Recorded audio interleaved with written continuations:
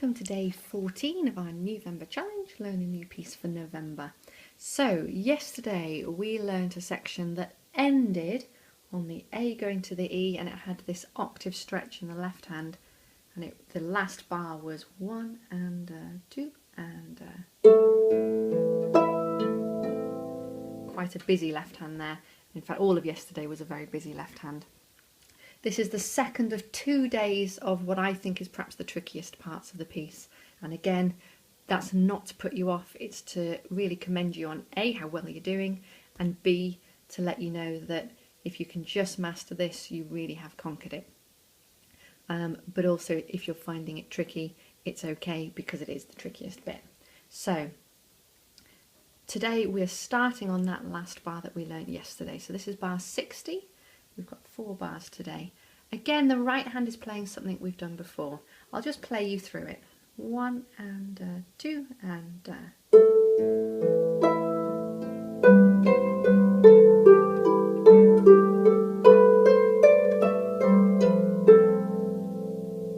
Okay, so the right hand is playing something familiar back from day 6. We did this.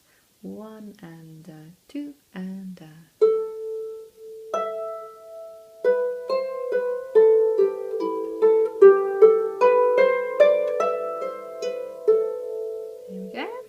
so we don't really come off there at all after our opening notes. The left hand then is again our interesting part for today. So it started as we ended yesterday, the octave stretch, and we don't place the E because that's something that's coming up on the way up. And if we put our E on now at the beginning of the bar, having played our thumb, our brain will want to play that one next because it's the next in order. So we'll play the A.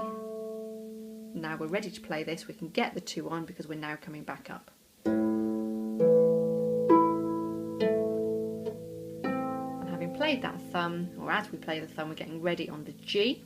We're going to go G, B, and then G back on and E. And again, if you remember about the block placing, we'll do that as one movement, getting both those fingers on. Okay?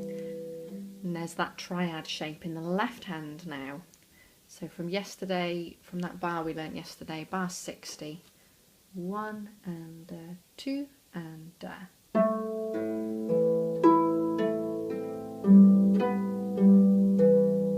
Okay, we're just starting to slightly change some of the harmony of what we're doing in this little new bit here.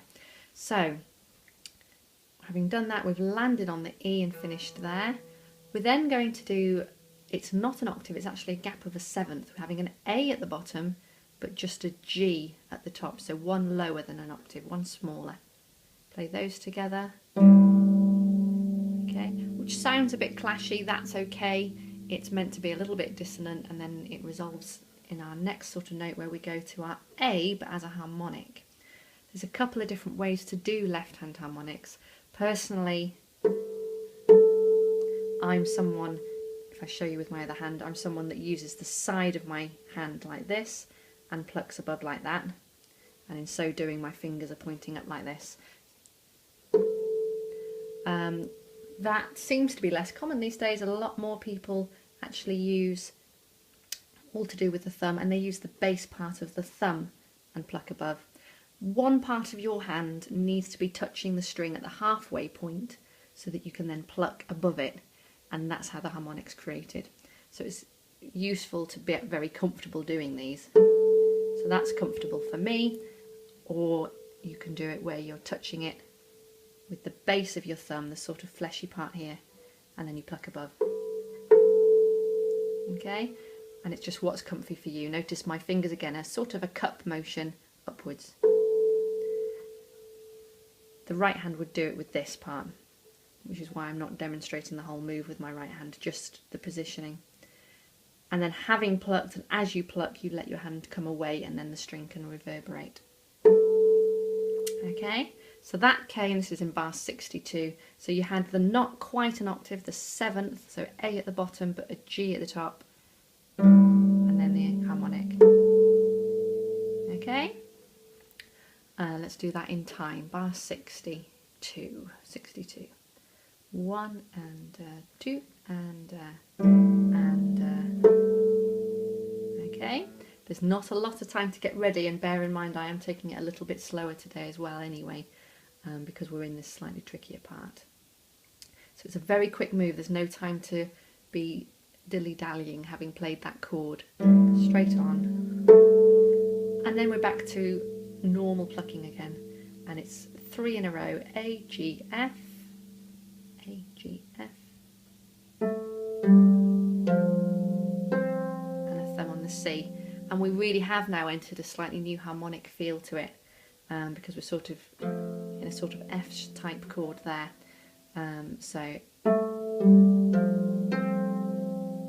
Okay, so I'm going to do all of the left hand back from bar 60, which is the beginning of today. A octave to start with. 1 and 2 and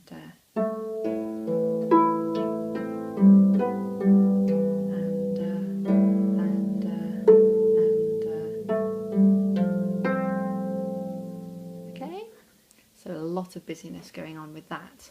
Remind ourselves of the right hand, A up to E, starting in bar 60. 1 and 2 and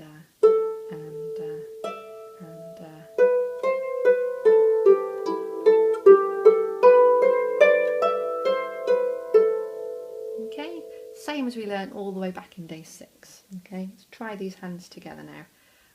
I realise that I'm quite naturally starting that with a 3, but if we think about where we ended yesterday, it'll actually be a 2 on that opening A. Okay, and if you can remember from yesterday as well, as if you haven't got enough to think about today, we're going to try again to bring out our left hand slightly above the right, just a little bit, at least on the places where the right hand's got long notes. So we do that by really listening for our left hand. So bar 60, hands together, 1 and 2 and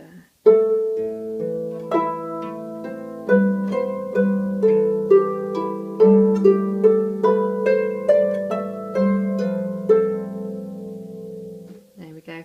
And there may be a slight trickiness because back in bar 59, where we were finishing yesterday, the left hand had done B, G, down to the D, and we talked yesterday about how it was bigger than a triad and not to confuse it because the top hand was playing a triad. However, as we get into bar 61, we are playing a triad there. So there's definitely some practice to be done where you work on putting all of that together and being comfortable with the difference between the feel of the shape in bar 59, where it's the B, the G and the D, and the bigger jump there, to the way it feels in bar 61, where it's the B, the G and the E. Let's put it together from bar 56. 1 and 2 and